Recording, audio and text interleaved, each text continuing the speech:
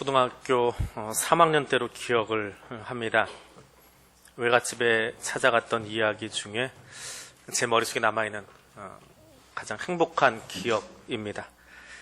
지금은 천국에 가 계신 외할머니께서 닭을 잡아주시고 할머니하고 산길을 가면서 복숭아를 먹었던 기억이 있습니다.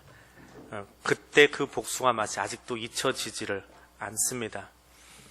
무엇보다 기억에 남는 건 그 초등학교 3학년 때 지독하게 가위에 눌렸던 기억이 있습니다. 뭘 잘못 먹었는지 외갓집 갔다가 탈이 나가지고 좀 꾸르륵한 상태로 잠을 잤습니다. 아주 자주 많이 가위에 눌렸던 때였습니다. 그날 밤에도 어김없이 가위 눌림을 당했습니다. 꿈에 얼굴에 이목구비가 없는 달걀 모양의 간호사 형태를 한 여자가 나타나서 목을 누르기 시작합니다. 그러면서 저한테 이제 과제를 내는 거예요. 그 과제를 해결을 해야만 합니다. 근데 그 과제가 뭐였냐 하면 이불장을 열고 이불장 안에 있는 이불을 하나씩 꺼내면서 숫자를 세는 거예요. 근데 그 이불장 안에 이불이 몇 채가 있냐면 600채가 있습니다. 그걸 빼라는 거예요. 그러니까 600가지 숫자를 세어야만 이 꿈이, 이 가위 눌림이 끝나는 겁니다. 웃으시는 분들은 가위 눌림을 안 당해보신 분일 거고요. 당해보신 분들은 그게 얼마나 고통스러운지 알 겁니다. 정신없습니다. 숫자를 셀 때마다 점점 목은 눌려오고 땀은 흐르고 몸이 경직되는 것이 느껴집니다. 꿈속에서도 3학년이에요. 3학년짜리가 이불장 제일 위에 있는 이불을 한 채 꺼내면서 하나, 둘, 셋, 넷, 그리고 100개를 셌습니다. 헉헉거리고 있는데 꿈에 사촌 동생이 나타났습니다. 제 외가 쪽으로 사고 제일 가까운 사촌 동생이 1살 어린 동생인데 그 동생이 나타나서 형, 나도 같이 세워줄게. 그래서 둘이 이제 이불을 세기 시작합니다. 나도 하나, 걔도 하나 이제 꺼내기 시작하는 거예요. 하나, 둘, 셋, 넷, 그리고 100개를 셌습니다. 모두 몇 개지요? 왜 200개예요? 아까 100개 셌고 지금 제가 100개 세고 동생이 또 100개 셌잖아요. 300채지요? 몇 채 남았습니까? 300채가 남았어요. 자, 300채를 보고 저걸 언제 또 다 세나 그러고 있다가 꿈속에 갑자기 그 생각이 들었습니다. 이거 내가 안 세도 되잖아. 내가 안 세도 되는 거를 왜 내가 네 말 들어야 되냐라는 생각이 든 겁니다. 그래서 얼굴을 획 돌려서 그 이목구비 없는 민자로 돼버린 달걀 귀신 같은 여자한테 소리를 질렀습니다. 야, 이거 내가 안 세도 되잖아. 왜 나한테 시키려는 거야? 가버려! 그러고 소리를 질렀습니다. 그랬더니 아무 소리 않고 가는 거예요. 지금까지 목을 누르고 있던 그 여자가 사라져버렸습니다. 그리고는 그 꿈 같은 가위 눌림에서 깨났습니다. 온몸이 땀으로 젖어 있고 굳었던 몸을 이제 다시 움직여야 되니까 뻑뻑뻑한 이제 그런 느낌으로 깼습니다. 그 가위 눌림이 지금까지 제 생의 마지막 가위 눌림이었던 것으로 기억을 합니다. 근데 그렇게 눈을 떴을 때에 제 옆에는 늘 새벽 기도를 가시던 외할머니가 어린 손자가 끙끙거리고 누워있으니까 떠나지 못하고 그 옆에서 무릎 꿇고 기도하시는 것을 보았습니다. 제 기억 속에 남아있는 외할머니는 손자의 아픔을 낫게 해주려고 옆에서 무릎 꿇어 기도하시던 할머니입니다. 여러분의 부모님은 어떤 존재입니까? 오늘 본문 속에 나오는 이야기를 아이의 관점에서 한번 따라가 보려고 합니다. 여기 나오는 이 아이가 기억하는 엄마는 어떤 존재일까요? 아이가 말합니다. 이 어머니는, 내 어머니는 탁월한 여인이다 라고 말합니다. 여러분의 어머니는 어떤 존재입니까? 자상하고 인자하고 혹은 엄하고 무서운 분이십니까? 누군가에게 어머니는 너무 귀여운 내 딸이라 양말 한 짝도 빨지 못하게 만드는 그런 어머니였다고 고백하는 사람도 있습니다. 누군가에게 어머니는 아들을 군에 보냈는데 군에 간 그 아들이 엄마에게 소식 전하고 싶어서 편지를 썼습니다. 집에 편지가 도착했는데 한글을 모르시는 거예요. 그래서 아들의 편지를 읽고 싶어서 그제서야 한글 학교에 들어가서 한글을 깨치고 군에서 온 아들의 편지를 읽기 시작했다는 이야기도 들었습니다. 누군가에게 어머니는 그 힘겨운 시절을 억석스럽게 이겨내신 여장부 같은 어머니로 기억하는 사람도 있습니다. 오늘 본문 속에 등장하는 수넴 여인은 어떤 사람일까요? 8절에 이렇게 적고 있습니다. 하루는 엘리사가 수넴에 이르렀더니 거기에 한 귀한 여인이 있더라 라고 이야기합니다. 본문 속의 아들이 기억하는 어머니는 귀한 여인입니다. 히브리어로는 이샤 게돌라라고 하는 말인데 성경마다 이 말을 조금씩 다른 단어를 써서 번역을 하고 있습니다. NIV 성경에서는 A well-to-do woman이라고 번역을 합니다. 우리말 성경에서는 귀한 여인이라고 번역을 합니다. 어떻게 번역해도 이 게돌라라고 하는 말은 다 타당한 번역입니다. 그런데 이 히브리어를 직역하는 것으로 잘 알려진 영어 NASB라고 하는 성경에서는 prominent woman이라고 번역을 해 놓았습니다. 특출한 여인, 탁월한 여인이라고 하는 뜻입니다. 수넴의 어머니는 어떤 면에서 탁월한 여인이었을까요? 이 수넴이라고 하는 이 동네는 모래산 기슭에 있는 도시인데 주전 1500년경 애굽의 왕이었던 투트모세 3세가 가나안을 정복할 때에 내가 정복한 도시의 목록을 적어냅니다. 그 목록 속에 들어가 있습니다. 그만큼 오래전부터 형성되었던 역사를 자랑하는 도시라고 하는 뜻입니다. 또 길보아에 인접한 관계로 사울이 블레셋과 전쟁을 벌일 때에 이스라엘 군대가 진을 쳤던 곳이 수넴입니다. 그런가 하면 아까 그 투트모세 3세로부터 500년이 지난 주전 10세기에 아르마나 서신이라고 하는 유명한 고고학 발굴이 이루어지는데 이 아르마나 서신의 기록에서 시삭에게 넘어간 성읍으로 등장을 합니다. 여하튼 이 역사적인 이야기 다 기억하지 못해도 괜찮습니다. 중요한 건 이 이름 없을 것 같은 작은 수넴이라고 하는 도시가 오랜 시간 동안 블레셋에게, 아수르에게, 애굽에게, 이스라엘에게 틈바구니에 껴서 이드나라 땅이 되었다, 저나라 땅이 되었다, 늘 힘겹게 살아가던 그런 마을이었다라고 하는 것을 알 수 있습니다. 그럼 그 마을에 사는 사람들은 어떻게 살았을까요?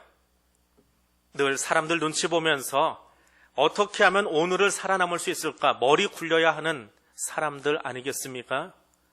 이민족의 지배를 받으면서 그들이 침략해 올 때마다 그들의 신을 섬겨야 되고 그들의 언어를 배워서 살아남아야 되고 그들을 두려워하면서 눈치껏 살아남는 잔머리의 사람들이 많은 동네일 수밖에 없지요.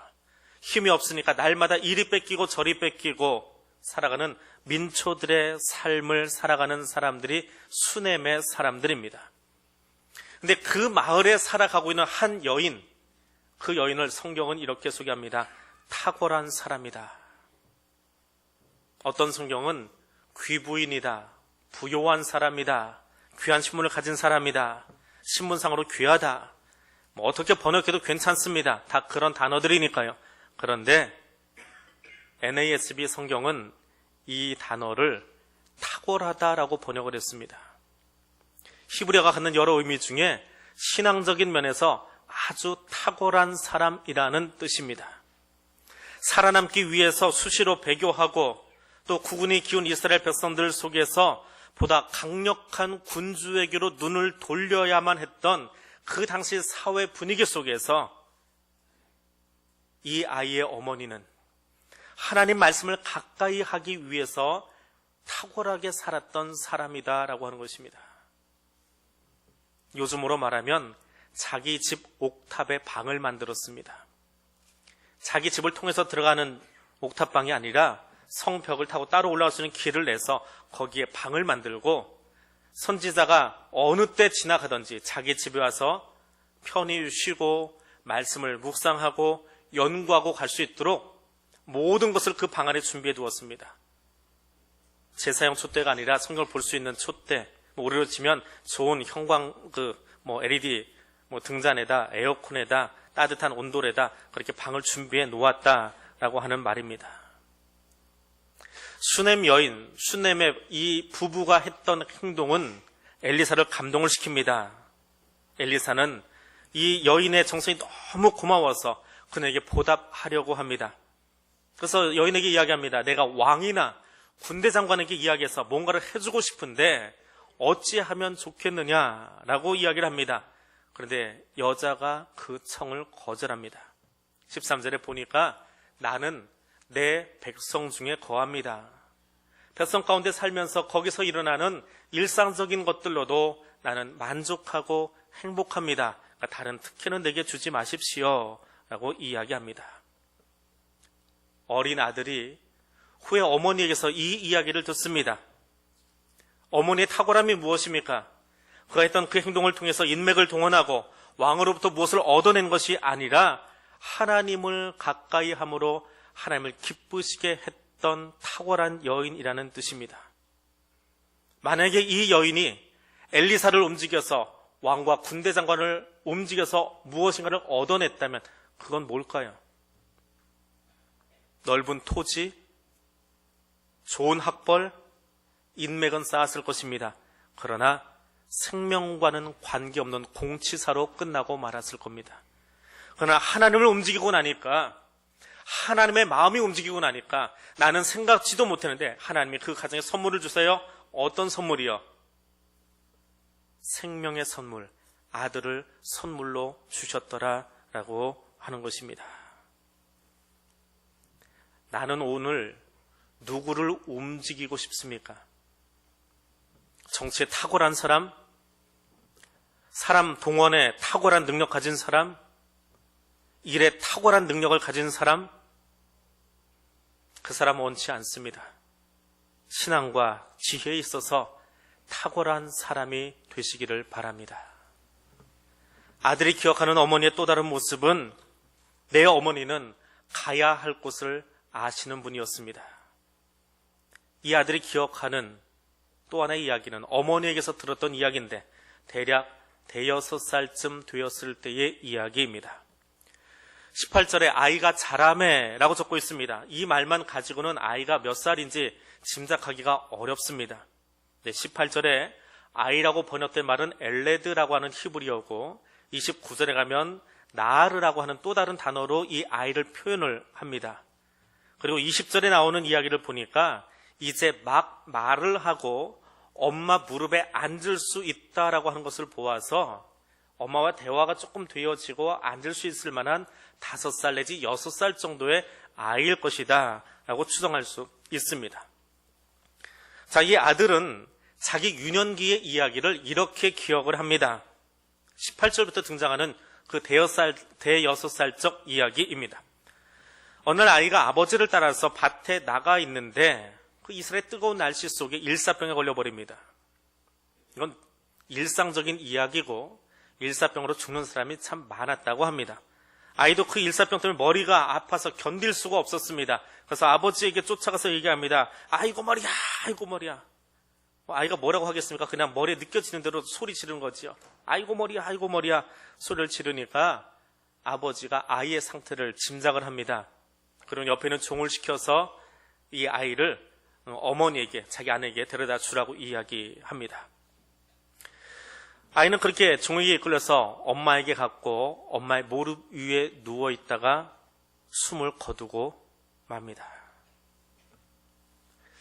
이 대목의 이야기는 아이를 먼저 보내보지 않은 사람은 짐작할 수 없는 이야기입니다. 자녀를 먼저 보내본 사람만이 알 수 있는 대목입니다. 그냥 머리로 하는 것이 아니라 자녀 보내본 엄마가 이때의 심정을 이해할 수 있다는 말입니다. 나이든 남편과 살면서 아이 없이 살던 어머니에게 하나님은 생명의 선물을 주셨습니다. 생각지도 않았던 자녀를 얻고 나니까 그 선물이 얼마나 귀하고 또 귀하겠습니까? 정말 귀한 존재였을 겁니다. 어쩌면 더 애지중지, 정말 세상에 무엇과도 바꿀 수 없는 아들을 지난 5, 6년 키웠습니다. 이제 막 걷기 시작하고 뛰기 시작하고 조금 있으면 학교에 들어갈 수 있을 만한 그런 나이입니다. 주변 사람들과 이제 단어가 아니라 문장으로 대화를 막 시작하는 그 아이의 말을 보면서 참 신기하기도 하고 행복했을 겁니다. 그런데 그 아이가 머리가 아프다고 소리를 치면서 자기 무릎 위에서 죽어갑니다. 죽은 아이를 바라봅니다. 그 엄마의 심정이 어땠을까요? 자녀를 앞세운 그 엄마의 모습이 어땠을까요? 순간 어머니는 조용히 그 아이를 안고 옥탑방으로 올라갑니다. 성경은 하나님의 사람 침상 위에 아이를 올려놓았다라고 이야기합니다. 오직 엘리사가 그 마을을 지나갈 때에 들어와서 말씀 묵상하고 연구하도록 엘리사만을 위해서 준비된 방입니다. 혹여 자신이 지금 누군가를 만나러 갈 때에 남편이 일 마치고 들어왔다가 안치에 누워있으면, 거실에 누워있으면 남편이 이 상황을 알 수 있으니까 남편에게도 덮어두려고 조용히 옥탑방 그 하나님의 사람 침상 위에다 아이의 시신을 올려놓고, 그리고 자기 남편에게도 자초지종을 숨겨놓은 채 평안을 위해서, 샬롬을 위해서 내가 엘리사를 보고 오겠노라고 이야기합니다. 22절에 가니까 이렇게 기록되어 있습니다. 그 남편을 불러 이르되 청하건대 사원 한 명과 나귀 한 마리를 내게 주십시오. 내가 하나님의 사람에게 달려가겠습니다. 엘리사를 칭하는 극존칭의 표현입니다. 그분은 하나님의 사람입니다. 하나님의 말씀을 듣고 싶어서 거기 달려가겠습니다 라고 이야기를 합니다. 그런데 이 대목에서 특이한 것은 이 열왕기하 4장의 이야기를 읽어보면 엘리사는 한 곳에 정착해서 목회하는 사람이 아니라 이 마을 저 마을을 돌아다니는 순회 사역자였습니다. 순회 전도자, 순회 선지자였습니다. 그러니까 지금 이 사람이 어디 있을지 몰라요. 그런데 어머니는 아들이 자기 품에서 죽은 그 순간에 엘리사가 갈멜산에 있을 것임을 알고 있었습니다. 여러 가지 이유를 신학자들이 댑니다. 아무튼 본문은 그 설명을 하지 않습니다. 아들을 잃은 이 어머니는 내가 지금 어디로 가야 될지를 알고 있다라고 말합니다. 극존칭의 표현을 쓰면서까지 하나님의 사람에게 달려간 어머니의 모습은 마땅히 머물러 있어야 할 곳, 내가 마땅히 가야 할 곳이 어디인지 아는 신앙인의 모습입니다. 그곳이 어디입니까? 갈멜산입니다. 우리 귀에 아주 익숙한 지명이지요. 엘리사의 스승인 엘리야가 바알과 아세라 선지자와 싸워서 이겼던 곳입니다. 자기 스승 때에는, 엘리야 때에는 우상 숭배의 중심지였던 곳입니다. 근데 그곳에서 엘리야가 바알과 아세라, 아무리 부르짖어도 대답도 않는 그 우상들, 그들의 선지자들과 싸워서 이겼던 곳이지요. 수넴의 여인이 그곳으로 향합니다. 아들을 살리기 위해서 무속신앙이나 굿판 버리지 않았습니다. 수넴에 살던 부부에게 생명의 선물을 주신 분이 하나님이시기에 지금 죽은 이 아들을 다시 살려낼 수 있는 것도 하나님뿐임을 믿었던 것입니다. 생명의 수여자가 하나님이심을 믿었던 수넴의 어머니는 아들의 죽음 앞에서 이 죽음의 권세를 우리 가정에서 끌어낼 수 있는, 이길 수 있는 유일한 분은 하나님이신 것을 알았습니다. 나는 오늘 어디에 서 있습니까? 어둠의 그림자가 가득한 이 시대 속에서 나는 어디에 서 있습니까? 불확실한 미래와 겹겹이 들여온 힘겨운 이야기 속에서 그리스도인이 서야 할 곳은 부활의 주님, 오직 그분의 말씀 위에 서실 수 있기를 원합니다. 세 번째로 이 아들이 기억하는 어머니는 그 어머니를 통해 생명의 능력을 들려주신 분입니다. 여러분은 여러분의 자녀들에게 어떤 말을 가장 많이 하십니까? 머릿속으로 생각하지 마세요. 답은 아이한테 물어보면 됩니다. 내가 뭘 많이 한다 해도 소용없습니다. 그러니까 다른 질문 하지 마시고 내가 너한테 무슨 말 제일 많이 하니? 하고 물어보면 그게 답이에요. 아무리 내가 생각해도요. 저도 아이들한테 한번 물어본 적이 있습니다. 그랬더니 나는 그렇게 생각 안 했는데 아이들이 듣는 게 정답이잖아요. 나는 아빠한테 이런 말을 제일 많이 들었어요 라고 이야기하더라고요.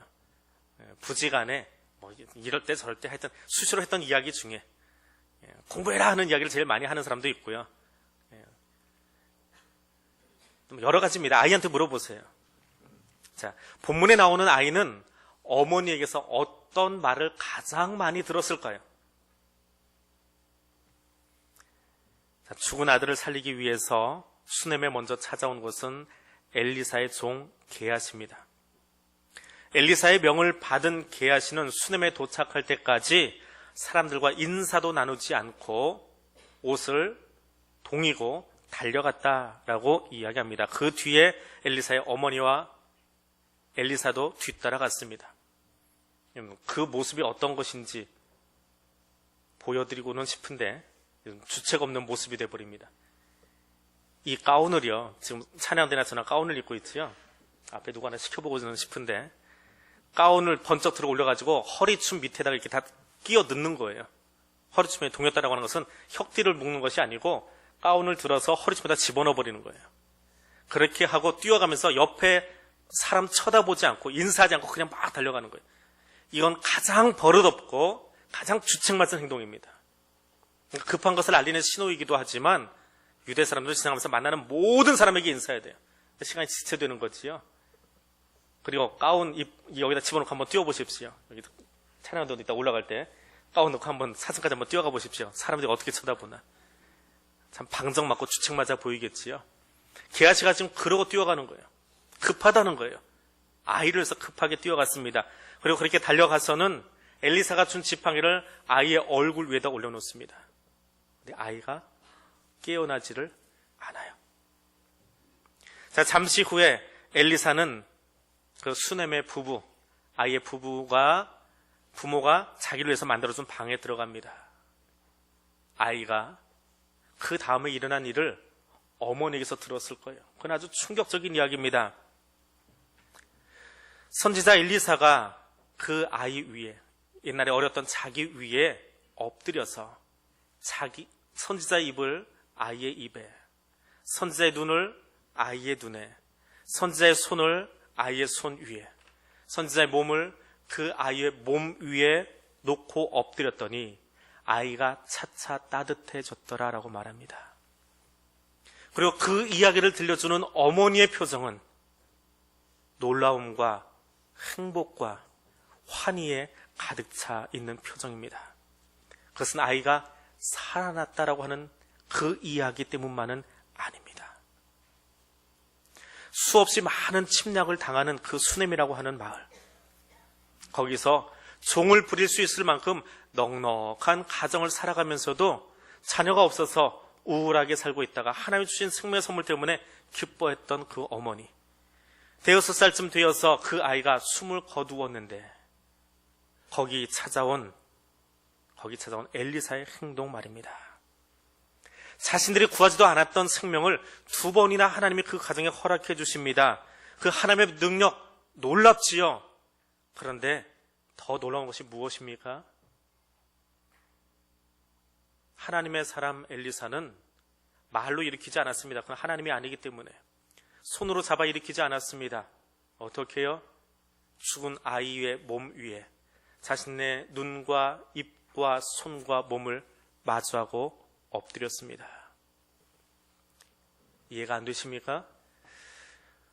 예수님에게 누군가 찾아왔습니다. 예수님, 내 이웃이 대체 누굽니까?